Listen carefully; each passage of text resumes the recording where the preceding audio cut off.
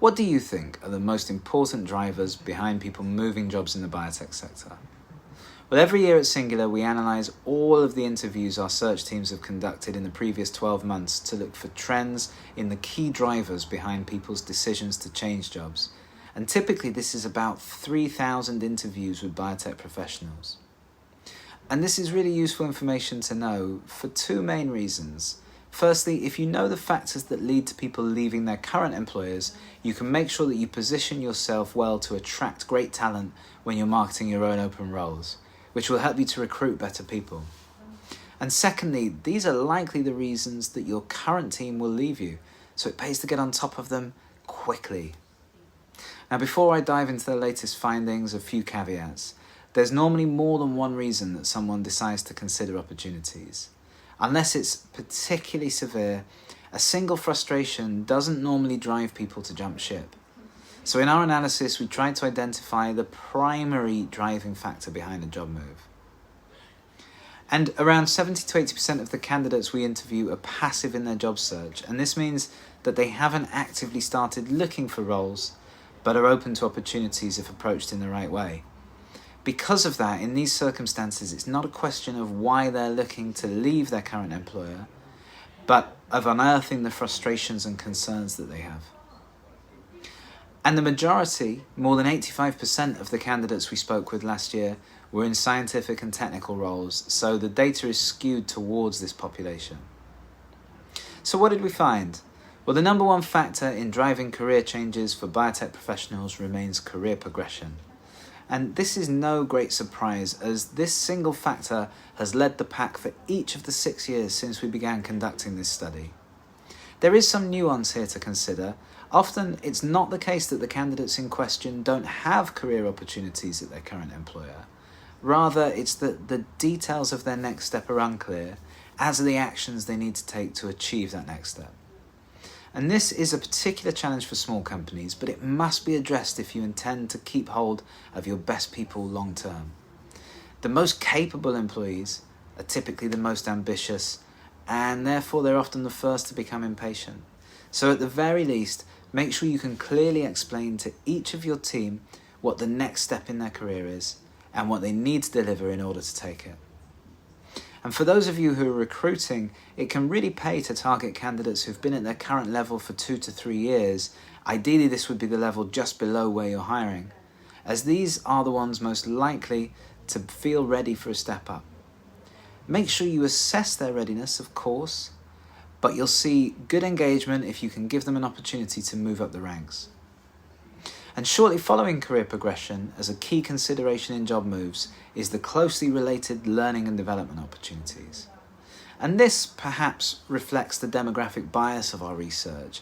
A majority of those interviewed were scientists by background, usually with PhDs and very often with postdoctoral research under their belt. So in other words, this is a group who have already dedicated 20 to 30 years of their lives to learning prior to stepping into industry. So we'd expect eagerness among them to continue this dedication to development throughout their careers. But there are plenty of ways that you can offer learning opportunities to your team and to new hires.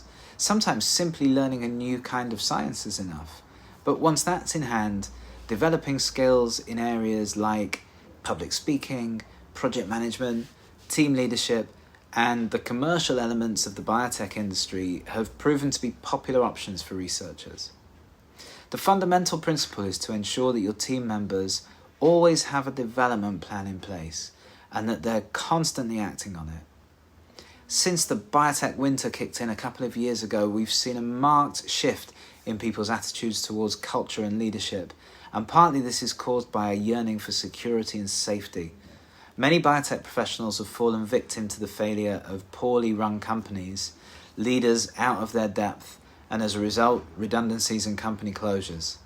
On the back of this, we're seeing that candidates are increasingly looking for professionally run organizations that are led by experienced, competent executives with a track record of success. Doing things properly has become more important than lack of pressure, and it's more common now for prospective employers to face questions about their runway, their fundraising plans, and their relationship with board members and investors. So it's best not to view these queries as intrusive, but as intelligent, and to answer them as fully as possible without, of course, straying over the line of confidentiality. And one final trend remains consistent with previous years. Scientists love science. Fourth on our list of major considerations for biotech professionals in their job moves is working on exciting, impactful science. And there are two key elements to this statement. Exciting science is all about intellectual curiosity, the allure of the new and novel approaches.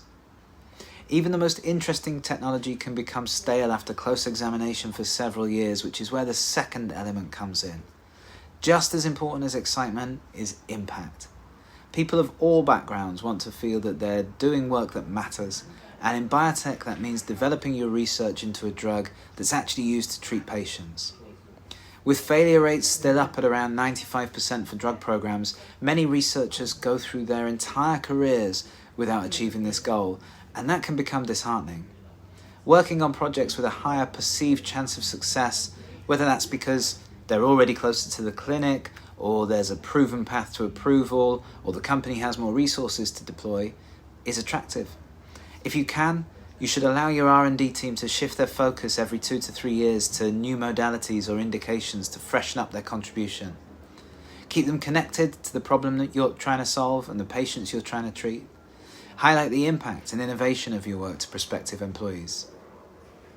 The biotech sector is traditionally populated by those more interested in intrinsic reward than financial compensation, so our findings around the role of salary and benefits in career decisions are quite easily explained.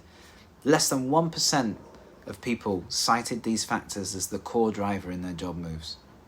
The takeaway here is that you must offer comparable compensation to your competitors, or you'll lose out to them, but it won't be the driving factor that causes a great candidate to choose you over them.